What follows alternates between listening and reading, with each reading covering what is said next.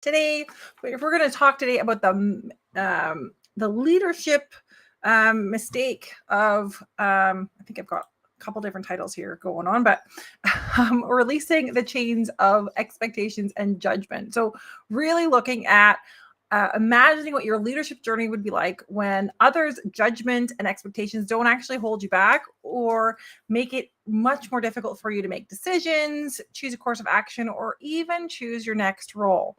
Because we know that oftentimes there is a lot of parts that we're talking about a next role, and then you worry about, well, is this the right role for me? What will my manager think, or what will my family think, or what will my other mentors think? So let's talk about this, how you could release those chains of expectations and judgment. And it's all going to come down to a Post-it note. But I'm not going to tell you about that just yet. So let's get into today about the first mistake. And if you're just catching this either on the live or on the replay, if you've got questions, please let me know. You can either drop them in the comments or you can DM me any of your questions. I'm happy to answer them there as well. I just wanted to let everyone know that I have a few spots available for one-on-one coaching. That is the only way to work with me right now. So if you're interested in figuring out how you can up level your leadership and also still live the life that you love and be the leader that everyone wants to work for, then DM me LeadHERship. All right, we are getting started and my tongue is twist-tied here. So what happens? Now, this is a topic that comes up almost weekly, definitely weekly, almost daily at times with my clients, about the concern of how do you manage the expectations and judgments of others. So for example, possibly you are wanting to just finish work at a normal time, being 5 p.m. and wanted to go home.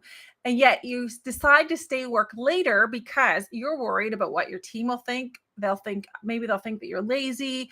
Maybe they'll think that you're not ambitious enough, etc. Even though you may have already started work very early in the morning, but the visibility of you being in your office or being online until later in the evening is driven by the fact that you're afraid of what other people will think of you, or the expectations you might have of having to work a lot of extra hours in order to prove that you are capable. Now, if that's the case, that second one, if you're working a lot of hours to prove you're capable, I do have another training on that. So DM me because I explain why that is actually working against you and what to do about it. So DM me, just ask me for the training on the working long hours, and I will get that to you.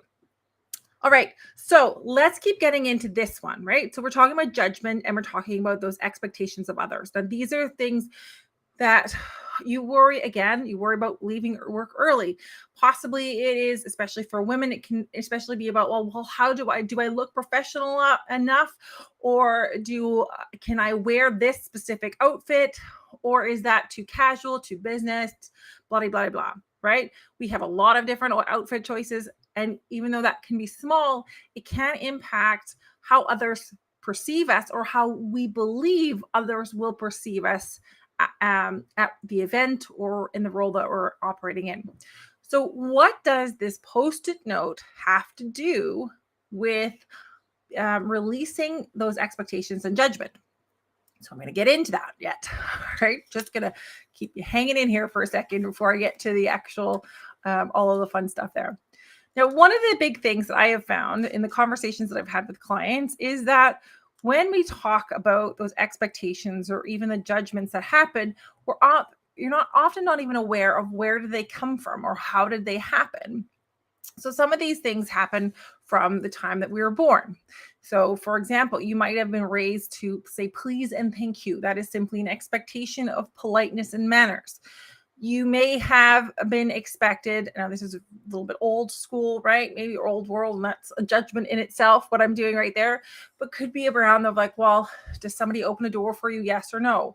Do you allow someone else to finish their sentence? Or do you interrupt when you have something to say?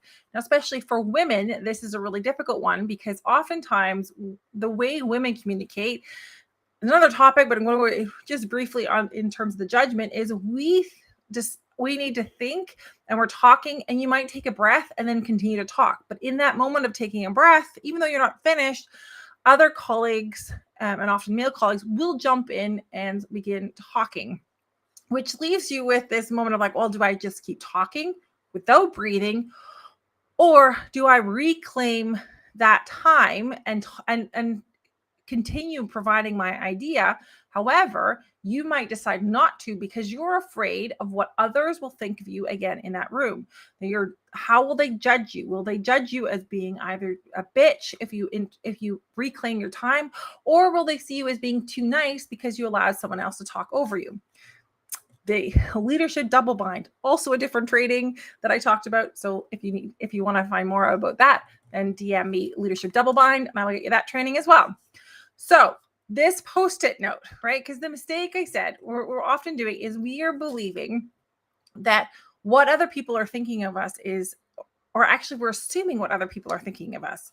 And that assumption is causing us to take other action. So for example, again, we're deciding to stay late because we don't have, oh, you're having issues with time. Okay. I will get you. Okay, just checking on a different time. All right, Helena, I will get you the link to the video, and I'll check the microphone afterwards. All right. So what happens is that we have this expectations of what others have of us, and that's how we act accordingly, which means you could be working longer hours. It means you could be saying yes more often than you really need to, or that you even want to, because you don't want to disappoint someone. You think you need to do it in order to grow your career, to show that you're ambitious, to show that you're capable. And what happens is you're actually running the risk of burning yourself out, just ending up exhausted and doing so much that actually you get nothing accomplished. So here's where I want you to take a post-it. So a post-it note, but not a big post-it note, okay? Because I'm wanting you to rip this post-it note in half. And if you got a really small one, I didn't have a small one on my desk this morning, then you could take a small one. Write down, if we can see it here, I've got 1, 2, 3. I'll just hold it up to this one as well. 1, 2, 3. I want you to write down 3 names, max 5. Okay, but 3 names. And these 3 names you have to think about carefully, because here's the thing. And this is a concept Brene Brown has shared oftentimes in the absolute love her material, which she talks about. And there's a quote by President Roosevelt, and I don't have the exact quote in front of me, but it's about how we should not be taking the opinions or the judgments of those that are not in the arena. So what does this mean? So for you, if you are in the daily leadership battlefield, if you want to call it really that seriously, if you are in the role as a female leader, you are driving innovation, you are moving the path forward, you are enjoying your career, you're building your legacy, don't get stopped by the judgments and expectations of people who are not in the same game as you, who are not in the arena with you. So that could include your partner, your parents, your family. It's not that they don't have positions or jobs, but they're likely not in the same arena as you are in terms of what you're doing and where you're working.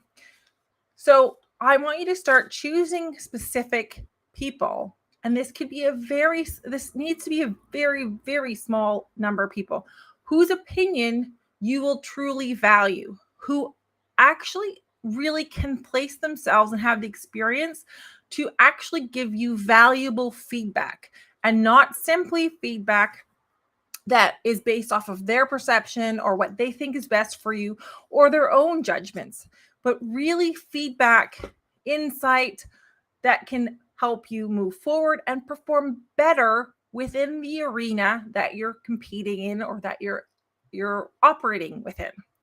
Because what happens is, consider if you're at a sporting event, I'm trying to think here. So locally here, we have a big soccer stadium or football stadium, whichever language you use or word you use for football or soccer. There is about 32,000 seats.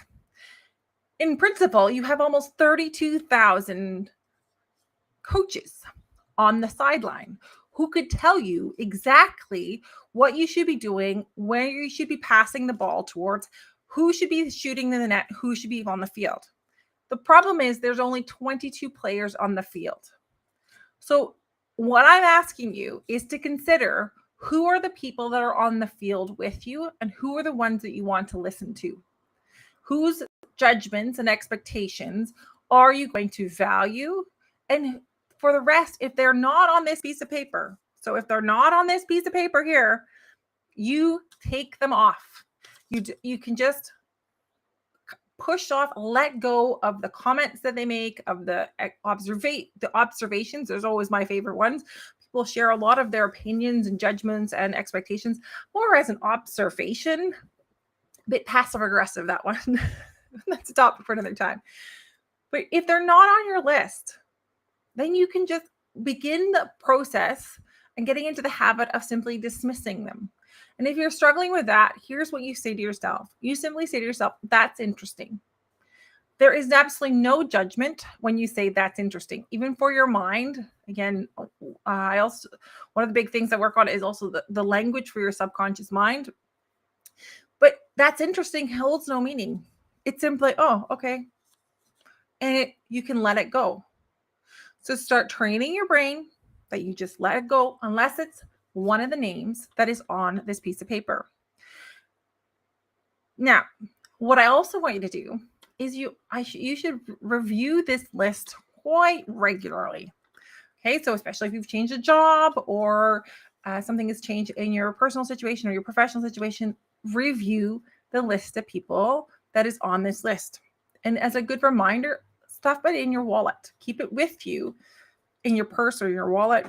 So, and if you need to, put it on as a little note on your phone to remind you in the moments that you are struggling with processing someone's feedback, criticism, their expectations, or the judgments that you think they have about you. Start to and remind yourself of who is on that list. And if they're on their list, you can still ask yourself whether or not that is a valid or non-valid comment, feedback, criticism, etc., that they can give you. But it already takes the stress down for yourself of having to try and monitor everybody and meet everyone's expectations, because you have now got a very specific list of people. Again, 3, maximum 5 that are on your half post-it note. So mine's a half post-it note.